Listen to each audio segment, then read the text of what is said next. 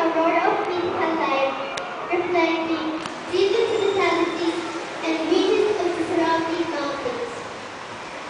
We showed you the early light, penetrating the morning mist, as it crossed perpetual golden rays to illuminate to the highest mountain peaks, awakening the earth below.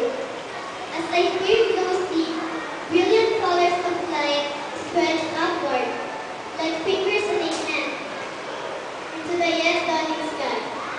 Oh, as I gaze at this precious light, shining sun seems to be waiting, and wanting to brush cold off.